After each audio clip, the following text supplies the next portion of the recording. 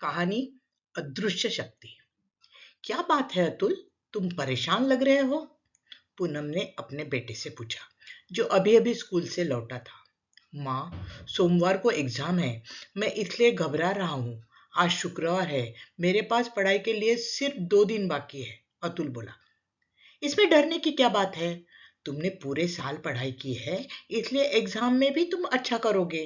पूनम ने उसे प्रोत्साहित करते हुए कहा। माँ, क्या मैं आज रात अपने दोस्तों को घर बुला सकता हूँ? हम साथ मिलकर पढ़ाई करेंगे। अतुल ने उम्मीद से पूछा।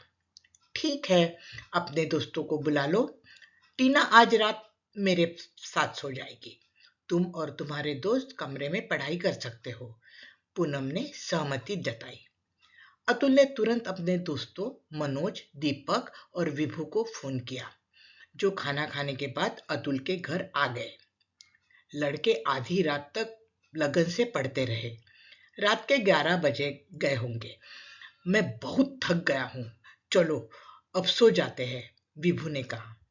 अतुल ने सिर हिलाते हुए कहा, मुझे तो अभी भी डर लग रहा है, मैंने पूरी तैयारी नहीं की है।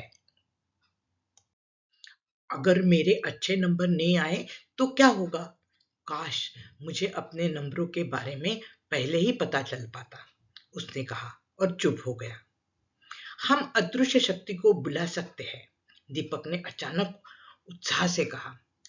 अदृश्य शक्ति क्या है और यह हमें कुछ कैसे बताएगी? मनोज ने हैरानी से पूछा। दीपक ने बताया, मैंने एक वीडियो में देखा था कि आधी रात को यदि तुम कुछ जलती हुई मोमबत्तियों के साथ बैठकर इस शक्ति का आह्वान करते हो तो यह तुम्हारे सभी सवालों का जवाब दे देती है। विभू को हैरानी हुई और उसने कहा, फिर हम किस बात का इंतजार कर रहे हैं? आधी रात तो हो चुकी है। अतुल, तुम कुछ मोमबत्तियां ले आओ, हम उसे बुलाने की तैयारी करते हैं, दीपक बोला। हमें 4 मोमबत्तियां और एक कागज चाहिए। अतुल दौड़कर 4 मोमबत्तियां ले आया और विभू ने उसे एक कागज दिया। कागज पर दीपक ने ए से जेड तक लेटर्स लिखे और उसके नीचे 0 से 9 तक नंबर लिखे। फिर उसने एक तरफ यस और एक तरफ नो लिखा तथा कागज के बीच एक सिक्का रख दिया। लड़कों ने अब सभी लाइटें बंद कर दी और मोमबत्तियां जलाकर मेज पर रख दी। फिर वे एक दूसरे का हाथ पकड़कर मेज के चारों ओर बैठ गए। जब अदृश्य शक्ति आएगी तो हम सब सिक्के पर अपनी एक एक उंगली रखेंगे। अगर सिक्का यश की तरफ बढ़ेगा तो हम समझ जाएंगे कि वह यहाँ है और हम उससे कोई भी सवाल पूछ सकते हैं, दीपक ने बताया। अदृश्य शक्ति सिक्कों को नंबर और लेटर्स की ओर ले जाकर उत्तर बताएगी।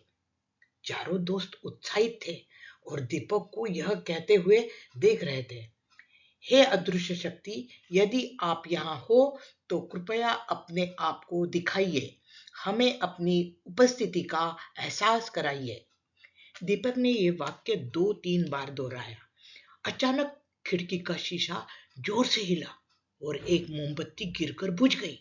मनोज चीखा और बेड के नीचे छिप गया। मनोज, तुम बहुत डरपोक हो, तुम अकेले नहीं हो। इस तरह डरेगा तो हम उससे अपनी बात कैसे पूछेंगे? दीपक ने पूछा। मनोज अनिच्छा से अपने स्थान पर लौट आया। दीपक ने फिर पुकारा, अदृश्य शक्ति, अदृश्य शक्ति, तुम यहाँ हो तो कृपया हमें कोई संकेत दो। तभी बाथरूम में एक डरावनी धुन बजने लगी, जिसे सुनकर चारों बच्चे उछल गए और उन्होंने एक दूसरे को कस कर पकड़ लिया। यह कौन सा संगीत है? विभू डरते हुए फुसफुसाया। यह अदृश्य शक्ति है जो हमें बता रही है कि वह आ चुकी है, दीपक ने नाटकीय ढंग से कहा। तभी मनोज ने दीवार पर एक भारी भरकम परछाई देखी। यह किसकी परछाई है? यह मेरी नहीं है, वह चिल्लाया। यह परछाई हम में से किसी की भी नहीं है। शायद यह अदृश्य शक्ति की परछाई होगी, अतुल घबरा कर बोला। बाकी सब देखने के लिए मुड़े। तभी खिड़कियों से हवा का झोंका आया और मोमबत्तियां की लपटें फड़फड़ाने लगी। परछाई किनारों पर डोलने लगी। डर के मारे लड़के चीखने लगे और वे अतुल के बिस्तर पर कूद पड़े। उन्होंने रजाई को अपने ऊपर खींच लिया। वे एक दूसरे से लिपट गए। इतने डरे हुए थे कि वे लाइट जलाने या बाहर झांकने से भी डर रहे थे। मेरा पैर रजाई के बाहर है, विभू फुसफुसाया। क्या होगा यदि कोई अदृश्य शक्ति उसे पकड़कर मुझे बाहर खींच ले? मेरे हाथ कमजोर लग रहे हैं, मैं शायद तुम्हें बचा न सकूं, मनोज कांपते हुए बोला। तुम सब चुप रहो, हम नहीं चाहते कि वह हमारी बात सुन ले, अतुल फुसफुसाया। दीपक, जो सबसे साहसी था, अब वह भी बोलने से डर रहा था। आखिरकार डर की जगह थकान ने ले ली और लड़के सो गए। अगली सुबह अतुल की माँ ने उन्हें जगाया। लगता है तुम सब रात देर तक पढ़ते रहे हो। हाँ हाँ आंटी, विभू ने जवाब दिया। तुम सब एक ही बिस्तर पर क्यों सो रहे हो? पूनम बोली। और ये मोमबत्तियां क्यों रखी है? रात को बिजली गई थी क्या? अगर तुमने इन्हें जलाया था तो सोने से पहले इन्हें बुझाया क्यों नहीं? देखो, 2 मोमबत्तियां गिर गई है और मेज पर जलने के काले निशान छोड़ गई है। क्या तुम जानते हो कि यह कितना खतरनाक है? मेज लकड़ी की है और उसमें आग लग सकती है। यह सरासर लापरवाही है, पूनम ने उन्हें डांटते हुए कहा। लड़कों ने एक शब्द भी नहीं कहा। वे चुपचाप डांट सुनते रहे। पूनम ने मेज पर पड़ा पेपर उठाया और पूछा, तुम कौन सा विषय पढ़ रहे थे? इस पेपर पर ABCD अक्षर और यस नो क्यों लिखा है? अब लड़कों को अपनी गलती स्वीकार करनी पड़ी। पूनम ने बेड के कोने पर बैठकर उन्हें धैर्यपूर्वक समझाया। बच्चों, ऐसी कोई अदृश्य शक्ति नहीं होती है जो तुम्हारे एग्जाम के नंबरों का अनुमान लगा सके। अगर तुमने अच्छे से पढ़ाई की है तो तुम अपने एग्जाम में अच्छा प्रदर्शन करोगे। कभी-कभी एग्जाम से पहले घबराहट होना स्वाभाविक है, लेकिन एक बार जब तुम प्रश्न पत्र देखोगे तो तुम्हारा सारा डर गायब हो जाएगा और तुम अपना उत्तर लिखने में व्यस्त हो जाओगे। अतुल ने विरोध किया। लेकिन माँ, हमने संकेत देखे थे, पर्दा हिल गया था, मोमबत्ती गिर गई थी, एक अजीब सी परछाई थी, पूनम ने बताया। यह शायद तेज हवा का झोंका रहा होगा। हवा चलने पर मोमबत्ती का गिरकर बुझ जाना पूरी तरह से सामान्य बात है, मनोज ने कहा। लेकिन दीवार पर जो छाया थी उसका क्या? वह हमारी नहीं थी। पूनम ने कमरे में इधर उधर देखा और कहा, यह टेबल पर बैग किसका है? यह मेरा है आंटी, मैं इसमें कुछ किताबें और अपना नाइट सूट लाया हूँ, विभू बोला।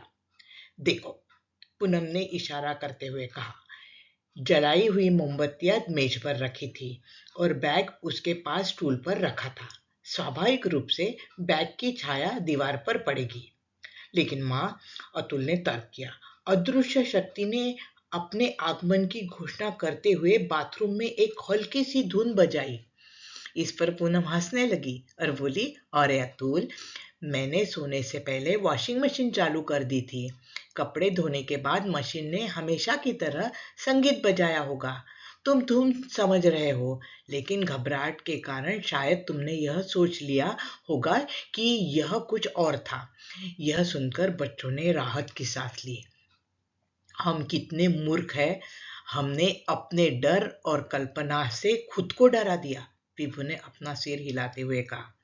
हमारे पास पूरे 2 दिन बाकी है। अगर हम अभी से काम शुरू कर दे तो हम सोमवार को एग्जाम के लिए अच्छी तरह तैयार हो सकेंगे, अतुल ने कहा और बाकी दोस्तों ने सहमति में सिर हिलाया।